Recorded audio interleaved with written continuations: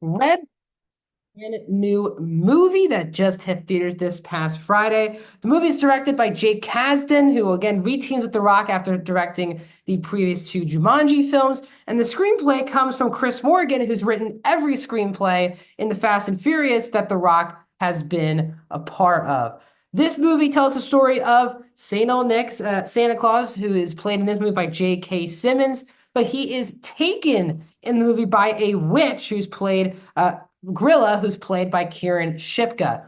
Santa's number one security person is Callum Drift, who's played by Dwayne The Rock Johnson, who's about to retire as he struggles to see the kids in these adults when Christmas comes around. But him and Zoe, who leads the mythological world, like kind of the CIA person of the mythological world, played by Lucy Liu, are looking for someone to help them track down Santa Claus. And that is where Jack O'Malley comes in, who's played by Chris Evans, who is a fourth level naughty lister in the film.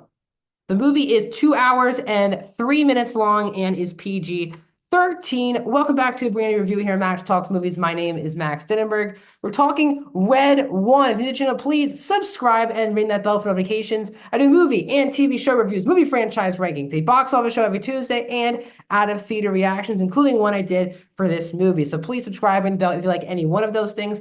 Comment down below if you've seen Red One this weekend. Did you like it? Did you not like it? If you have not seen it, tell me this one you're going to skip and save for the holidays, or just skip entirely. And what are your thoughts on what an interesting question for you guys in the comments? And I respond to all comments.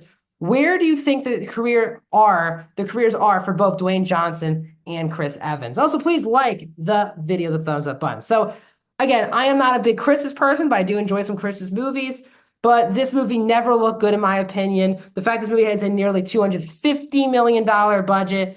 This movie was shot nearly 2 years ago. Amazon was divisive on if this movie would get a theatrical release or a streaming release straight to Prime Video.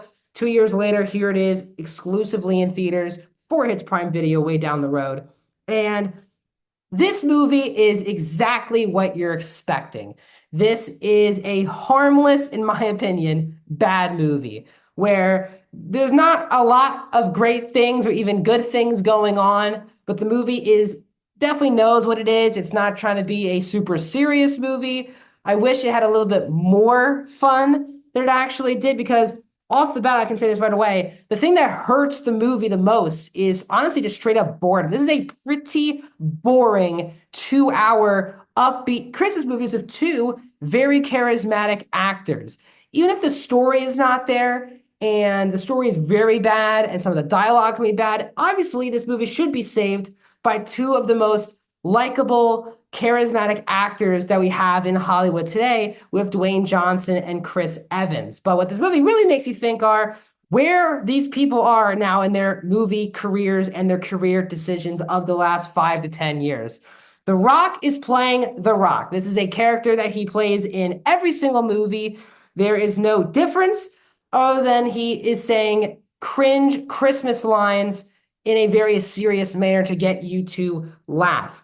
The Rock isn't doing anything different than he's done in any of his movies, including his Jumanji and Fast and Furious. Well, I guess a little different from Fast and Furious, but mostly his Jumanji films. While Chris Evans continues to play a guy who, with using his Boston accent, turning from an unlikable person to a likable person. You've seen Chris Evans play this role a billion times, and it's sad because Chris Evans, you would think after Endgame, with his career at the top of the game as Captain America, especially following Endgame up with Knives Out, which was a really good breakout role, but really since Knives Out, he just has really struggled with mediocre or bad action movies with The Gray Man, Ghosted, Pain Hustlers, and now Red One. I just don't understand the roles that either of these two are taking. Now, it seems like they both are taking A24 films upcoming, so maybe that will help.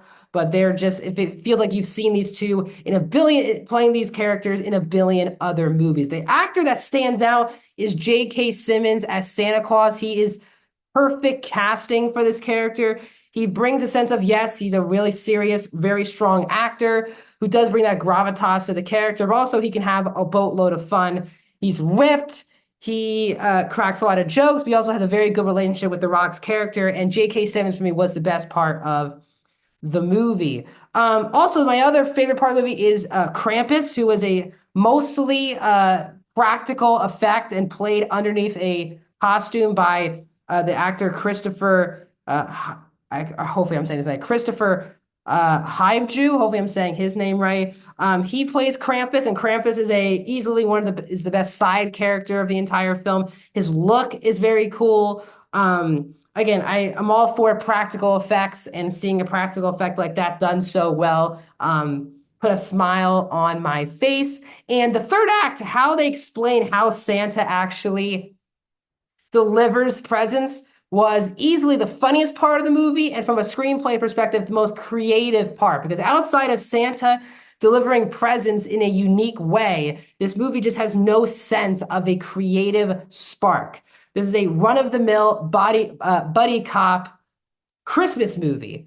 And this actually feels like a streaming movie, even though The Rock and his production are very much pushed for a theatrical release with its very high budget. This movie, even with its budget, feels like a direct streaming movie that you can flip on the Prime Video when you're doing other things. So overall, that's my thoughts. Not an awful movie, but certainly not a good movie, and one that I think will be one of the more forgettable movies you'll see all year long. I'm going to give Red One a 2 out of 5 stars, a 39%. What are your thoughts on Red One? Let me know in the comment section down below. Like the video, subscribe, ring the bell, and I'll see you guys in more videos.